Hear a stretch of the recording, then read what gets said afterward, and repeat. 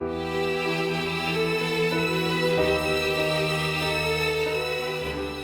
and welcome back to George's Gaming Guide.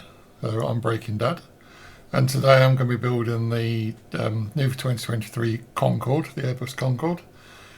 Now, as you can see, this is a huge set. I mean, the box isn't actually particularly deep, but it is a huge box. The set number itself is 10318, and it doesn't actually have that many pieces considering its size, because it's only 2083 pieces, but it's over a metre long.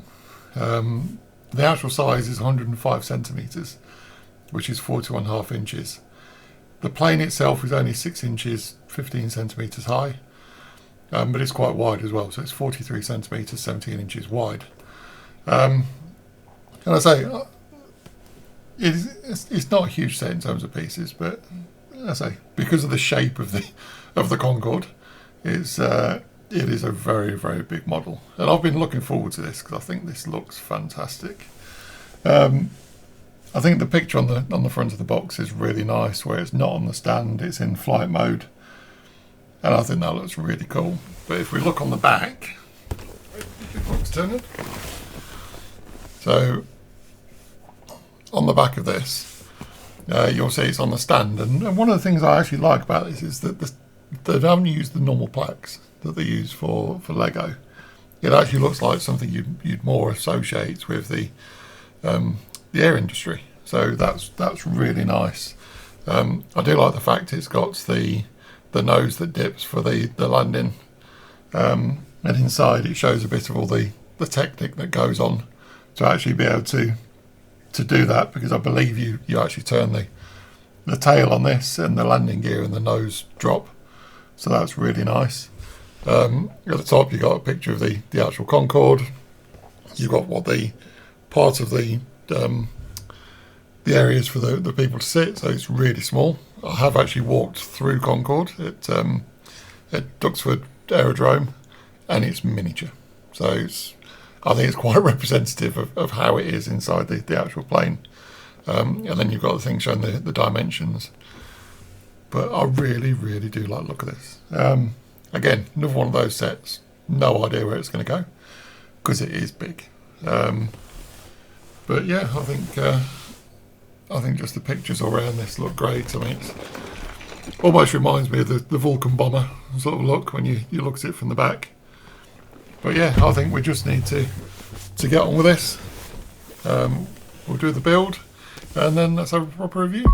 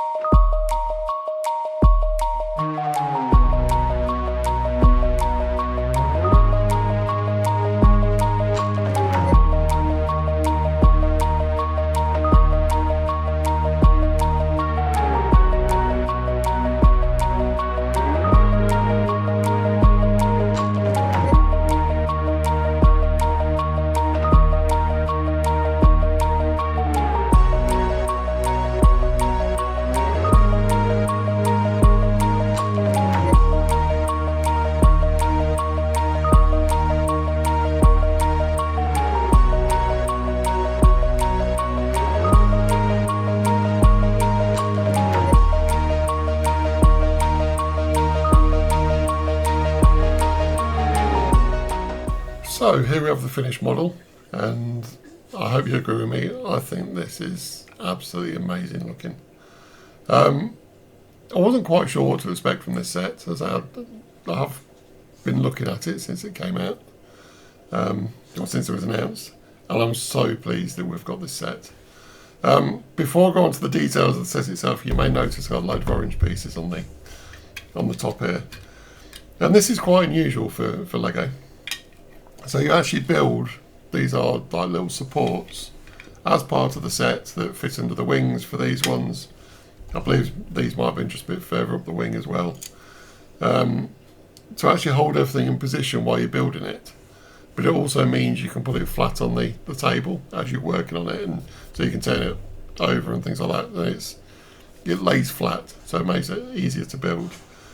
And so it's unusual for Lego to actually have you build something that's not part of the final set. And one thing I'm not sure about, because I must admit I haven't counted it myself, is whether this is included in the 2083 pieces that it says the set is. So it may be that the build itself is probably sort of 20-25 pieces less than it actually specifies. But it was really useful having them, so I've got no complaints. They're in there. I think it actually helps with the build. So if we go on to the plane itself, I think this looks fantastic. I mean, it's a huge set. It's well over a metre long. It's surprising when you build it, because it looks like you're getting quite close to finishing it, and then you've got these two massive bits at the end, especially the tail. The tail's huge on this. One thing I was very impressed about, there's no stickers at all in the set. It's a relatively inexpensive set when you look at the amount of pieces you get in it, the fact that it's all printed. So I think this is actually probably one of the best value sets that they're out there at the minute. And it looks absolutely amazing. So let's have a quick look at the base first. And one nice thing about this is if you do have the landing gear down, it does sit very nicely on the landing gear, so there's no stability issues or anything. The base itself looks like you're building it the wrong way when you're actually building it, but it's got this plaque on the front. Don't know how easy it's going to be to read, but I really like the style of that. And it looks like it's something that the aeronautic industry would actually use. And it's got the set number on it as well, which is quite unusual. But I think that's a really nice addition. And the fact it's printed as well, I think just adds to how good that little stand is. And the plane is so sturdy on the stand. I'll put it back on shortly to show you, but you can knock it around a little bit and the stand's not going to fall over, despite how small the actual stand is. But if we look at the plane, so when it's sat there on the wheels, it just looks iconic. The nose is literally a single click up and down to change where the nose is, so that works quite well. You have the unique printed bit at the front for the cockpit. So try and show that properly on the camera. And then you've got another piece, which I don't know if it's unique or not, but you've got the sort of the main cockpit glass, and then you've got the bit that goes over it for the supersonic flight. So that's really nice as well. You've got printing all down the bodywork for all the minuscule windows, and they are really small. I said in the intro that we've been to Duxford Airfield, and they've actually got one of these in the hangar, and you can walk through, and it is so small inside. I mean, I'm not a small person by any stretch of the imagination, but I really struggled to get through this, and the doorways and everything are just really small. But it was a fantastic experience. I think the colours, they're pretty much right. I think that the blue is almost spot on. The blue that you actually got on the proper plane, the fact it's got the Concorde printed on it again, I think just is really, really nice. And yeah, there's not really anything I can fault on this set. Although there's something I don't like about white, but I'll explain that a bit later on. But the actual set itself, I think, is fantastic. It's not that wide. I mean, it's 40 centimetres wide, so I suppose it is a big set, but considering the length of it, it's not actually that wide a set, so it does just fit on a normal shelf because of where the stand sits. So it wasn't as bad to actually display this as I thought it was going to be. The tail, I don't know why it's actually in two sections actually, so that's a bit of a strange one. I would have thought that I'd been able to do something to actually tie those two bits together so that the rudder actually moved as one. But to be honest, it's going to be on display, no one's going to touch it, so that's not really going to make any difference. You have these 6 flaps on it, which again, all independent. And they look really good. I'll probably just have them straight back, because it's the one we're doing, we're actually having it, I might move them actually, because it's in the landing or takeoff position, so it might make more sense to have them moved slightly. And then the engines on the back, I mean, these are ridiculous engines. I mean, it flew at about, I think it's 1,400 miles an hour. and they just look really good. So from any angle you look at this set, it just looks fantastic. There is a little section inside as well, which actually shows you what it would be, sort of an example of the size it would be. You can see where it is because it's got these two bits where the studs are on top, and that's where the actual join is. So let me try and get this off carefully. And then in this little section, you've got 3 rows of seats. Let's just push the seats back. They do. So you've got 3 rows of seats. You've got 2 toilets in there. So yes, they've gone in a little bit of detail on that. I don't know why that's come off. I must have knocked that off previously. There you go, it's back on. So yes, you got the 2 toilet cubicles. But I think that's quite representative of as to how little space there was inside the Concorde. But it's nice to say most people would never actually see that because the cover will be on it. But it's nice that they included it, and it's yeah, I suppose it increases the piece count a little bit as well, which is probably what helps them. The landing gear itself is quite nice. You've got a couple of rubber tyres, and it's on a fully 360 rotating axle on that one.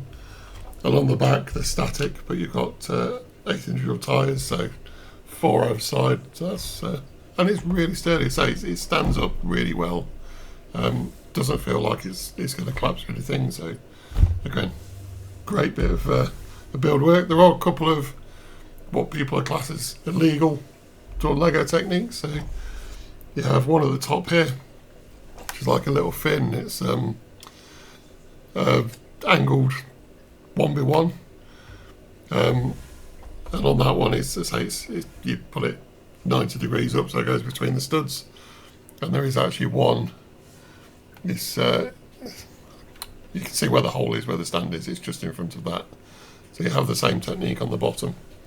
So not an issue for me, to be honest. But I know a lot of people might complain about the fact that Lego's using illegal techniques. And in terms of the aesthetics, I think that's pretty much it. So let me get it back on the stand, and I'll show you one of the little features that's on this.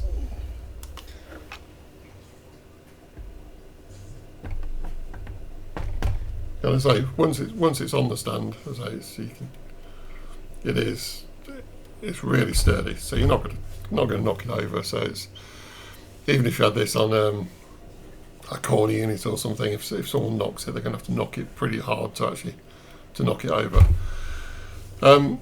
One clever feature of this, and I think it works really well on the tail itself. If you rotate it round, you'll actually see that all the landing gear goes up. It takes quite a few rotations to do it. And then if we have a look at underneath it, so they do go in really well. So there's no covers or anything over them. Honestly, couldn't tell you if they are on the proper plane, but I would presume there would be because of the aerodynamics. But it works really well, and it's a pretty smooth operation. It's, as I say, you have to rotate it quite a few times, but it doesn't get caught up on anything. It's simple design, but works really, really well. And I don't think there's a lot more to say about this. I think for anyone's collection, I would say this is probably a must-have because it's different to other things we have. It's such an icon, and it just looks amazing. And I say, value for money, you're going to be struggling to beat this set, to be honest. So yeah, go out there and get it. So thank you for watching, and we'll speak to you soon. Now I know I said goodbye, but I forgot to mention one thing about the white models that I don't like. I'm not sure you're really going to pick it up on camera. I think it looks fairly universal on camera. But despite it being a brand new set, there's different shades of white. Some look a bit cream. I think it makes it worse the way that some of the light comes on it. But they've got the long 1x2 bricks, 1 by whatever length bricks, they're in it. And I don't know whether it's a different mould they use or what, but they're the ones that look a different colour. So it's not universal. And so it's disappointing to have that straight away, because being a white set, I mean, we know it's all going to fade. It's going to go sort of yellowish if you leave it in sunlight still. So you need to find somewhere where it's not going to get direct sunlight. But it is a little bit disappointing based on the type of brick they use, and that you have different shades. But I say that's nothing to take away from the model. I think the model is fantastic, but I think LEGO need to try and understand how they can improve that, because it's a little bit off-putting when you look at it, especially when you're building it and you're building the wings up, because that's the first bit you build, and it's a huge piece, and it's just different shades all the way through it. But that's enough of a rant for now, so I'll say it again. See you soon. So I really hope you enjoyed the review of this amazing LEGO Concorde. I'd love to know what your thoughts are on this. Please give me a like as well if you could, and if you haven't already, subscribe to George's channel, and watch out for next Sunday's video, which is going to be the build and review of the Ahsoka Tano's T6 Jedi Shuttle.